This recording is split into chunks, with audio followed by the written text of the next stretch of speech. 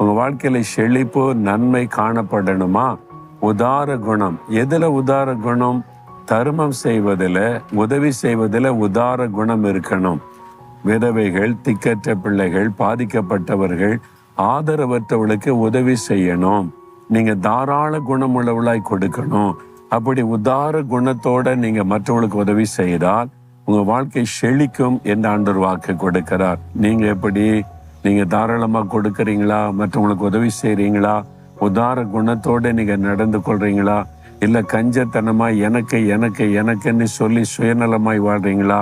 இன்றைக்கு ஆண்டவர் சொல்றார், என் மகனே மகளே, நான் உன்னை ஆசீர்வதித்து செழிப்பாக்கணுமானா நீ மாறணும். உதார குணத்தோடு மற்றவர்களுக்கு உதவி செய், நான் உன்னை செழிப்பாக்குவேன்னு சொல்லுகிறார். இன்றைக்கு ஒப்பு கொடுங்க. பண பிரச்சனை நீங்கும், கடன் பிரச்சனை நீங்கும், செழிப்பு உண்டாகும்.